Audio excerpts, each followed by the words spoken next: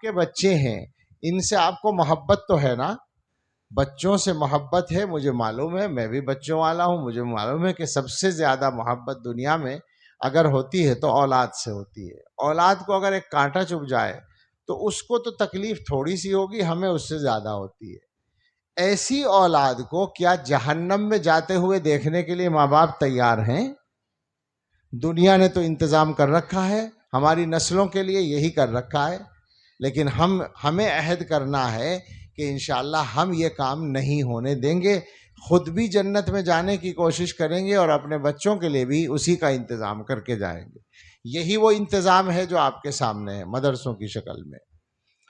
ایک بات تو یہ ہے کہ اپنے ہر بچے کو، بس میں اب آپ سے کہنا چاہتا ہوں کہ عہد کریں یہاں بیٹھ کر کہ خود آپ یا آپ کے گھر کا کوئی آدمی اگر قرآن پڑھا ہوا نہیں ہے تو اسے انشاءاللہ قرآن ضرور پڑھنا ہے۔ انشاءاللہ کسی نے بھی نہیں کہا، شاید دو چار لوگوں کے علاوہ۔ میں کوئی سرسری بات نہیں کر رہا، میں تو باتیں کر رہا ہوں آپ سے، میں کوئی پرجوش تقریر نہیں کر رہا کہ آپ کی سمجھ میں نہ آ رہی ہو بات۔ یہ جلسے بے وجہ نہیں ہوتے، سچی بات ہے، مقصد ہوتا ہے ان کا۔ اور ہم لوگ تو واقعہ یہ ہے کہ آسان نہیں ہوتا ہمارے لیے آنا، اللہ تعالیٰ آسان کر دیتے ہیں، پہنچ جاتے ہیں، ورنہ بڑا مشکل ہوتا ہے۔ تو کوئی فائدہ ہونا چاہیے نا، تو یہ طے کر کے اٹھیے اور اس پہ عمل کا ارادہ رکھیے۔ یہ سرسری باتیں نہیں ہیں۔ ایک بات سنیے کان کھول کر، یہ لفظ میں گستاخی کر رہا ہوں مگر کر رہا ہوں قصدن کہ اس کو سن لیں سب لوگ۔ ایمان اور اسلامی عقیدے سیکھنا، اور اتنا قرآن جو نماز کے لیے ضروری ہے وہ سیکھنا، اور فرائض ادا کرنے کے لیے، واجبات ادا کرنے کے لیے جتنے مسائل کی ضرورت ہے وہ سب سیکھنا، دین پر عمل کرنے کے لیے جتنے علم دین کی ضرورت ہے وہ سیکھنا ہر مسلمان پر فرض عین ہے۔ مفتی لوگ بیٹھے ہیں، پوچھ لیں ان سے میں صحیح کہہ رہا ہوں یا نہیں۔ فرض عین ہے۔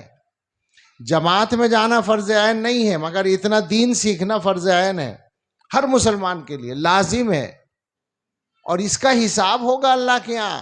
اللہ میاں بھولیں گے نہیں، ایک ایک آدمی سے پوچھا جائے گا کہ یہ فرض ادا کیا تھا یا نہیں۔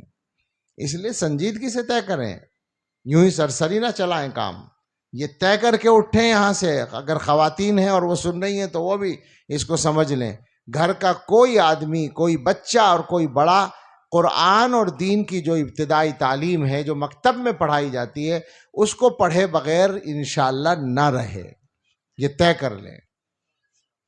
دوسری بات یہ سمجھ لیں کہ گمراہ کرنے والوں سے ہوشیار رہنا ہے، اور گمراہ کرنے والے دو طرح کے ہیں، ایک وہ ہیں جو کافر بنانے والے ہیں جیسے غلام احمد قادیانی ہے، اور جیسے شکیل ہے، اور فلاں ہیں، بہت سے لوگ ہیں، اور ایک گمراہ کرنے والے وہ ہیں جو دین کی تشریح کرنے کے لیے بیٹھتے ہیں، اور آج کل تو کہیں اور جانے کی ضرورت نہیں، یوٹیوب پر بیٹھتے ہیں، یوٹیوب پر ہمیں ملتے ہیں، اور وہ بیٹھ کر دین کے مسائل پر گفتگو کریں گے۔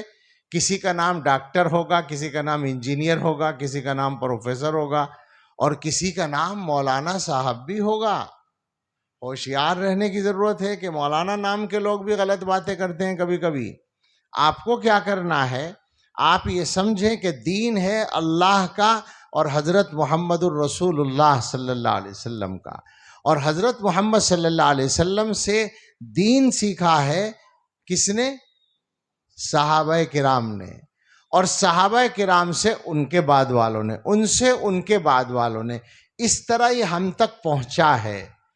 تو دین کی جو تشریح اور دین کا جو علم اس طرح پہنچے آپ تک، صحابہ سے لے کر ہم تک کوئی سلسلہ نہ ٹوٹے، آپ سمجھیں کہ وہ معتبر دین ہے۔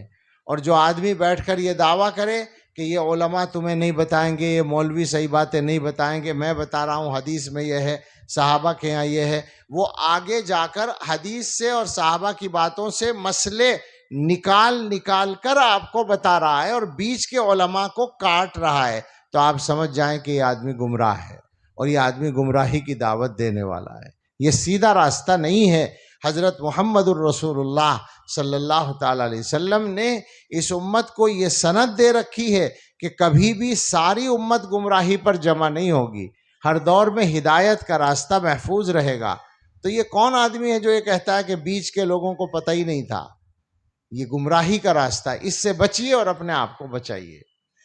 اور تیسری بات یہ ہے کہ آج کل یوٹیوب ہی کہوں گا یا جو بھی سوشل میڈیا کے ذرائع ہیں، ان کے ذریعے سے جو برائیاں پھیلائی جا رہی ہیں، بدکاریاں پھیلائی جا رہی ہیں، فحاشی پھیلائی جا رہی ہے، وہ ایک مستقل مصیبت ہے اور پھیلائی جا رہی ہے۔ یہ لفظ بالکل صحیح ہے۔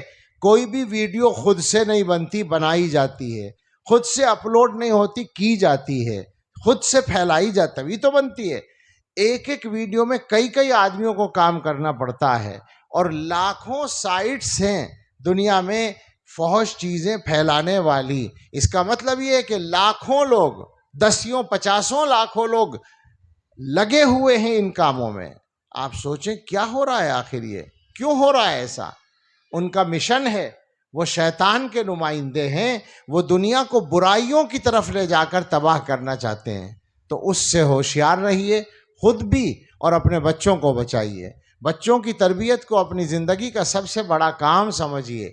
بچوں کی طرف سے ایک منٹ بھی غافل مت ہوئیے۔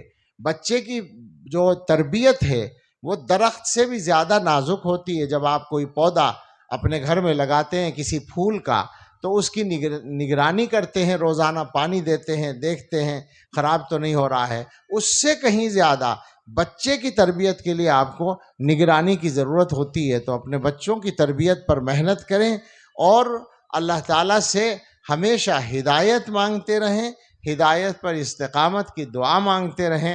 اور خاص طور سے جو بیچ میں تذکرہ آیا تھا، اپنے گھروں سے حرام کے ایک ایک لقمے کو دور کر دیں، ایک ایک پیسے کو دور کر دیں۔ ناجائز آمدنی بھی نہ ہو اور ناجائز قرضہ بھی نہ ہو۔ اگر سودی قرضہ آپ کے گھر میں آ رہا ہے تو اللہ کے واسطے کل سے یہ طے کر کے کہ ہمیں اس کو نہیں لینا ہے، اس سے پیچھا چھڑائیے۔ اس کی وجہ سے جو نحوست آ رہی ہے، بہت آسانی سے آپ کی سمجھ میں آ جائے گا کہ رسول اللہ صلی اللہ تعالیٰ علیہ وسلم نے فرمایا ہے کہ اللہ تعالیٰ سود لینے والے پر بھی لعنت کرتا ہے اور دینے والے پہ بھی لعنت کرتا ہے۔ اب اگر ہم نے قرضہ لیا 10,000 اور 11,000 واپس کر رہے ہیں تو ہم سود دینے والے تو بن گئے نا، اور اللہ کی لعنت ہے۔ تو لعنت ہوگی تو برکت کہاں سے آئے گی؟ کام کیسے ٹھیک ہوگا؟ یہ اولادیں جو بگڑ رہی ہیں، یہ جو حالات خراب ہو رہے ہیں، یہ ہمارے اسی عمل کا نتیجہ ہے کہ ہم حلال کی فکر نہیں کر رہے ہیں۔ آپ یقین کریں اللہ کی طرف سے ہر آدمی کی روزی مقرر ہے۔ آپ یہ طے کر کے بیٹھیں کہ ہمیں حلال لینا ہے، انشاءاللہ ملے گا، اور برکت کے ساتھ ملے گا، اولادوں کی اصلاح کے ساتھ ملے گا۔ ان سب چیزوں کو سامنے رکھ کر اور یہ طے کر کے یہاں سے جائیے کہ اپنی زندگی میں جہاں جہاں تبدیلی لانے کی ضرورت ہے انشاءاللہ وہ تبدیلی لائیں گے۔ تو امید ہے کہ اس جلسے کا بھی اور علماء کے بیانات کا بھی فائدہ ہوگا۔ اور مزید ایک بات یہ کہیں کہ ایک جلسے اور ایک تقریر سے سب کچھ نہیں بدلا کرتا، مسلسل محنت کرنے کی ضرورت ہوتی ہے۔ آپ اپنی دکان پہ بھی تو روزانہ جا کر بیٹھتے ہیں نا، تبھی تو 4 پیسے ہاتھ آتے ہیں۔ تو کیا اپنے دین کی اصلاح کے لیے، دینی اصلاح کے لیے روزانہ محنت کرنے کی ضرورت نہیں ہوگی؟ تو علماء کے پاس جائیے، اللہ والوں سے ملیے، ان سے اپنا تعلق قائم کیجئے، اور روزانہ کے 24 گھنٹے کے ٹائم ٹیبل میں کوئی گھنٹہ ایک تو دین کے کاموں کے لیے اور دینی تربیت کے لیے اور دین سیکھنے کے لیے مقرر کیجئے، علماء کی صحبت کے لیے مقرر کیجئے، تو حالات بدلیں گے۔ اللہ تعالیٰ مجھے اور آپ کو سب کو توفیق دے، اور اللہ اس جلسے کو نافع بنائے، اس مدرسے کی خدمات کو اللہ قبول فرمائے۔ ان بچوں کو مبارکباد پیش کرتے ہیں جنہوں نے اللہ کا کلام اپنے سینوں میں محفوظ کیا ہے، بلکہ اللہ نے ان کو یہ شرف دیا ہے کہ یہ سعادت حاصل کر سکے ہیں۔ ان کے اساتذہ اور ذمہ داران مدرسہ کو سبھی کو مبارکباد، والدین کو مبارکباد۔ حقیقت یہ ہے کہ اللہ تعالیٰ کے قرب کا سب سے مضبوط ذریعہ قرآن کریم ہے، اور جو لوگ قرآن والے ہیں، یعنی قرآن سے شغف رکھنے والے، قرآن سے اپنا صحیح رشتہ مضبوطی سے قائم رکھنے والے، وہ اللہ تعالیٰ کے سب سے قریبی لوگ ہوتے ہیں۔ اللہ ہم سب کو ان میں شامل ہونے کی توفیق عطا فرمائے، آمین۔ وآخر دعوانا ان الحمدللہ۔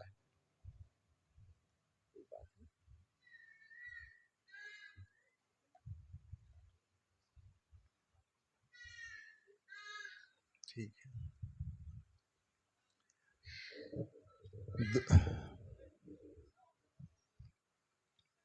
اب دعا کر لیں۔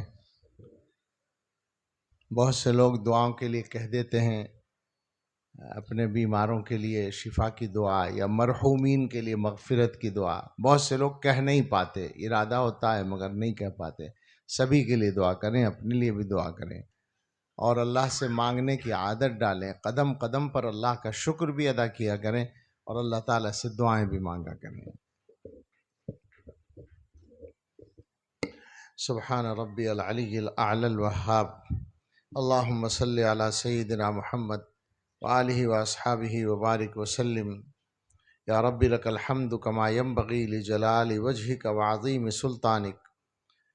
ربنا آتنا فی الدنیا حسنۃ وفی الآخرۃ حسنۃ وقنا عذاب النار۔ ربنا لا تزغ قلوبنا بعد اذ ہدیتنا وہب لنا من لدنک رحمۃ انک انت الوہاب۔ ربنا هب لنا من ازواجنا وذریاتنا قرۃ اعین واجعلنا للمتقین اماما۔ اے اللہ، ہم آپ کے کچھ بندے یہاں مدرسے کے جلسے میں جمع ہیں۔ اے اللہ، اپنے فضل سے ہمارے اس جمع ہونے کو قبول فرمائیے، اور ہم سب کے لیے اور پورے علاقے کے لیے، ہمارے گھر والوں اور متعلقین کے لیے نافع بنا دیجئے، فائدہ مند بنا دیجئے، تبدیلی کا ذریعہ بنا دیجئے، اور مدرسے کے لیے ترقی کا ذریعہ بنا دیجئے۔ اللہ اس مدرسے کی خدمات کو قبول فرمائیے، یہاں پڑھنے والوں کو، پڑھانے والوں کو، انتظام کرنے والوں کو، تعاون کرنے والوں کو اپنی بارگاہ میں قبول فرمائیے، اور ان کے سارے کام آسان فرما دیجئے۔ اے اللہ، ہم سب کے گناہ معاف کر دیجئے۔ اللہ، ہم سے قدم قدم پہ گناہ ہوتے ہیں، آپ کی معافی اور آپ کی ستاری سے ہمارا کام چلتا ہے۔ اے اللہ، اپنے فضل سے گناہوں سے بچنا آسان فرما دیجئے، اور سچی توبہ نصیب فرما دیجئے۔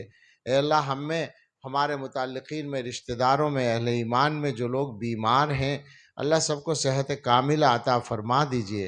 اے اللہ، ہمارے اساتذہ میں، مشائخ میں، خود ہمارے حضرت دامت برکاتہم اور بہت سے علماء بیمار ہیں۔ اے اللہ، لوگوں کے گھروں میں بہت سے رشتہ دار اور متعلقین بیمار ہیں۔ ہم میں سے جس کے یہاں بھی کوئی بیمار ہو، اور ہم میں سے کوئی بیمار ہو، تو اللہ سبھی کو صحت کاملہ عطا فرما دیجئے۔ اے اللہ، جو لوگ دنیا سے جا چکے ہیں، چاہے وہ ہمارے والدین ہوں یا کوئی اور، اللہ سارے اہل ایمان کی مغفرت فرما دیجئے۔ اے اللہ، اپنے فضل سے تمام بے روزگاروں کو بابرکت حلال روزگار عطا فرما دیجئے۔ اے اللہ، جن کے کاروبار میں کوئی پریشانی اور رکاوٹ ہے، اس کو دور فرما کر برکتیں عطا فرما دیجئے۔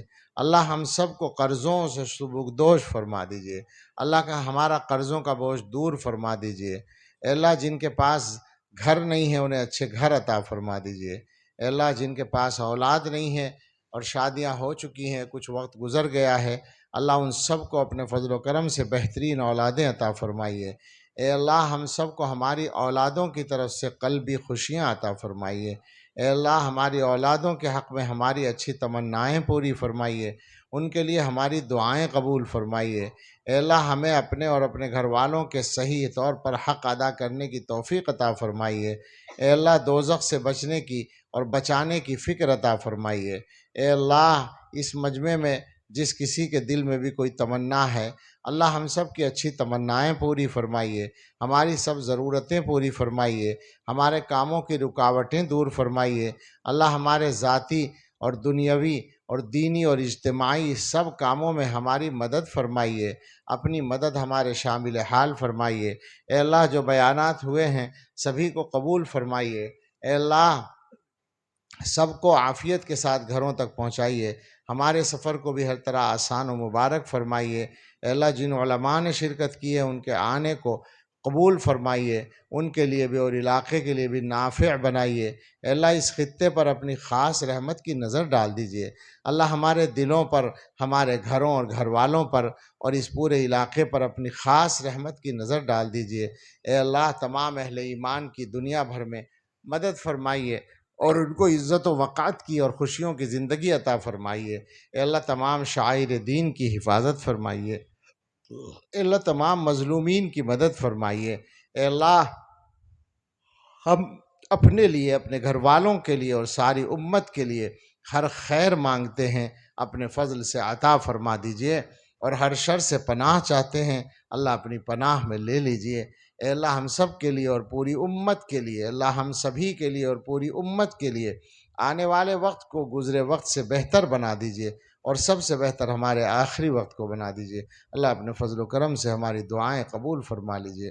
ربنا تقبل منا انک انت السمیع العلیم وتب علینا انک انت التواب الرحیم۔